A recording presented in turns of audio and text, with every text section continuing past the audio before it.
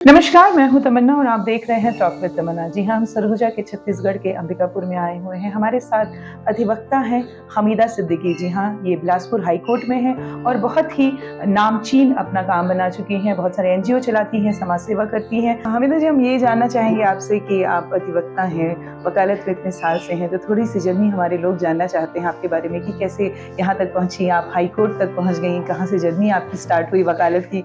ये प्लीज़ बताएँ आप हमें। तो सबसे पहले तो मुझे बहुत खुशी है कि आप अंबिकापुर में हैं, क्योंकि मैं पैदा ही अंबिकापुर की खूबसूरत वादियों में हुई हूँ। और हमारा जो सबसे खूबसूरत हमारी जगह है, मेन पार्ट है, जो कि सी लेवल से 3,000 किलोमीटर ऊपर है। जी, जी। और जो कि यहाँ के क्लाइमेट को बहुत चेंज करता है। यहाँ पे एक बहुत ही खूबसूरत इंस्टीट्यूट है, होली क्रॉस। मैं वहाँ से पढ़ी हूँ और वहीं से मैंने डिसिप्लिन सीखा। मैंने अपनी पढ़ाई वहीं से शुरू की और उसके बाद मैं एमएससी की, जो मैंने बस्तर से किया, जो कि दूसरी बहुत खूबसूरत जगह है छत्तीसगढ़ की। तो इस तरह मैं खूबसूरती के बीच ही पली बढ़ी और जो मैंने सीखा कि कैसे सरल रहा जाए, कैसे सहज रहा जाए, कैसे बनावट से दूर रहा जाए। बेशक आप भी बहुत खूबसूरत और बहुत सरल हैं मैम। ये खूबसूरत वादियों में आपने एजुकेशन कंप्लीट करने के बाद आप कैसे लॉ में गई मैम?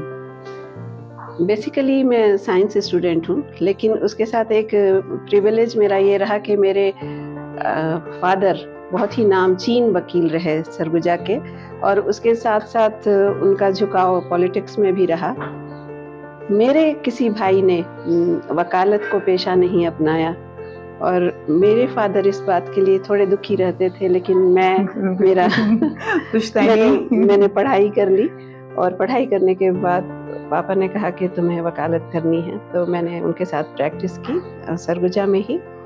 उसके बाद जब छत्तीसगढ़ हाई कोर्ट बना तो मैं हाई कोर्ट शिफ्ट हो गई बिलासपुर में, और वहाँ मैंने वकालत करते करते मैं लोगों के बहुत करीब गई और लोग अब मुझे अपना हमदर्द समझते हैं। ये मेरे लिए बहुत बड़ी बात है कि जिनसे भी मैं मिलती हूँ, उनके दुख दर्द को सुनती हूँ, तो मुझसे वो कनेक्टिविटी महसूस करते हैं। वकालत में पैसे कमाना एक आम बात है, लेकिन लोगों तक जुड़ना ये खासियत होती है। मैम, अभी ही हमने कुछ सुना है आपके बारे में, कुछ एनजीओ वगैरह आप कुछ चला रही हैं, लोगों की काफ़ी मदद कर रही हैं। बहुत लोग आपके पास आते हैं। एनजीओ के बारे में कुछ बताना चाहेंगी आप? देखिए तमन्ना, मैंने पहले ही कहा कि मैं सिर्फ वकील नहीं हूँ। मेरे अंदर एक बच्चा है, मेरे अंदर एक औरत है, क्योंकि आपको एक छोटी सी बात शेयर करती हूँ कि मैं 3 बेटियों की माँ हूँ। बिल्कुल, जो आप लगती नहीं हैं मैम। बिल्कुल नहीं लगती। हाँ। तो 3 बेटियों की माँ 1986 में होना बिल्कुल, बिल्कुल। एक बहुत बड़ी चुनौती थी। लोग कभी भी मुझे इस तरह से नहीं देखते थे कि मैंने कोई बड़ा काम किया है। लोग बेचारी समझते थे मुझे कि ओह! इसकी 3 बेटियाँ हैं। तो मुझे कभी ऐसा नहीं लगा। मुझे अपनी बेटियों पे तब भी नाज़ था, आज भी नाज़ है कि मेरी 3 बेटियाँ हैं और जो कि कहीं भी किसी भी बेटे से कम नहीं हैं। आज भी मैं किसी बच्ची को रोते हुए नहीं देख सकती, मेरी अपनी कमज़ोरी है। तो मैंने ये सोचा कि मैं क्यों ना सभी बच्चियों के लिए काम करूं, और मैं इसी तरह बच्चों के लिए काम करती हूँ, बच्चियों के लिए काम करती हूँ, औरतों के लिए काम करती हूँ। मेरा एक फाउंडेशन है खुशी, और उस फाउंडेशन में हम उन लोगों के लिए काम करते हैं जो मुस्तहक तो हैं लेकिन उनको मिलता नहीं है। तो वो मैं कोशिश करती हूँ कि कुछ दिनों के लिए हम रिक्रिएट करें हैप्पीनेस को, खुशी को रिक्रिएट करें। इसीलिए हमने इस प्रोजेक्ट का नाम, इस फाउंडेशन का नाम खुशी रखा है।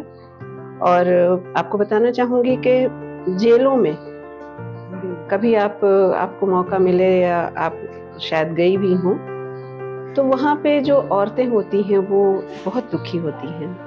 ऑब्वियस है, जेल में रहना है और किसी वजह से ये सब क्राइम हो जाता है और सिचुएशन की वजह से वो वहाँ पे हैं। उनके बच्चे होते हैं, उनके बच्चे वहाँ रहते हैं जहाँ नहीं रहना चाहिए। तो जाहिर है कि बहुत सारी चीज़ों से महरूम होते हैं बच्चे। तो मैं वहाँ पे ऐसा एक हैप्पीनेस का वातावरण क्रिएट करती हूँ जिससे वो भूल जाएँ कि वो जेल में हैं और उन बच्चों को वो सब चीज़ें देना जो महरूम हैं, जैसे उनके लिए कठपुतली डांस का अरेंज कर देना, जादूगर बुला देना, उनको ड्राइंग कॉम्पिटिशन में पार्टिसिपेट कराना, फैंसी ड्रेस कॉम्पिटिशन में पार्टिसिपेट कराना। हालाँकि जेल की तरफ से या प्रशासन की तरफ से ये चीज़ें होती हैं, लेकिन तो भी मेरी एक छोटी-सी कोशिश रहती है। सच बात ये है कि आप पूरी दुनिया तक तो नहीं पहुँच सकते, बेशक, बेशक। लेकिन जहाँ तक आप पहुँच सकती हैं कोशिश करनी चाहिए। और किसी ने बहुत खूब कहा है कि घर से मस्जिद है बहुत दूर यारो, चलो यूँ करते हैं किसी रोते हुए बच्चे को हँसाया जाए। ये थी हमीदा सिद्दीकी एडवोकेट, जिन्होंने बहुत सरलता और सहजता से बताया। इन्होंने पूरी अपनी कहानी बताई कि बड़े खूबसूरत से शहर में इन्होंने अपनी एजुकेशन की है और यहाँ तक पहुँची हैं, आज हाई कोर्ट में हैं और बहुत सारे एनजीओ चला रही हैं, बहुत सारे लोगों की मदद करी है, जैसा कि आपने सुना, इन्होंने खुद अपनी ज़बानी बताई। इसी तरह की अन्य खबरों के लिए देखते रहिए टॉक विद तमन्ना।